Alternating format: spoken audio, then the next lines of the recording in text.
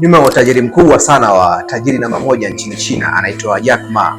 Nyuma yake kuna kukataliwa ambako wewe haujawahi kusikia. Jack Ma aliwahi kukataliwa mara kadhaa. Mara ya kwanza aliwahi kukataliwa wakati anaomba kazi kwenye kampuni ambayo inahusika na ulinzi kwa maana ya polisi. Walienda kuomba kazi watu 5 lakini watu 4 wakubaliwa. Isipokuwa yeye tu peke yake ndiye alikataliwa.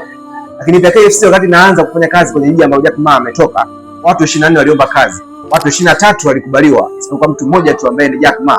Zaidi ya hapo pia Jack Ma alifanya application kwenye chuo cha Harvard zaidi ya mara 20 lakini mara zote alikataliwa.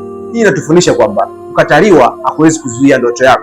Kama kweli unaipenda ndoto yako, kama kweli uko tayari kufia ndoto yako, kwa namna yoyote ile ndoto yako lazima itimie. Wakati analeta wazo la kuanzisha Alibaba, alikaa mezani na watu zaidi ya 23. Watu 22 wote walikataa. Isipokuwa yeye peke yake tu ndiye aliyekubali. Lakini hii leo ukizungumzia Alibaba, ni miongoni mwa kampuni makubwa sana duniani kwa kutokea. Usikate tamaa pale ambapo watu wako wa karibu wanakuwa wa kwanza kukataa. Ni swala la kawaida sana, natarajia kwamba watakukataa. Lakini hiyo sikukatishe tamaa kuelekea kwenye ndoto yako. Kumbuka, usisubiri kuambiwa, anza hii leo.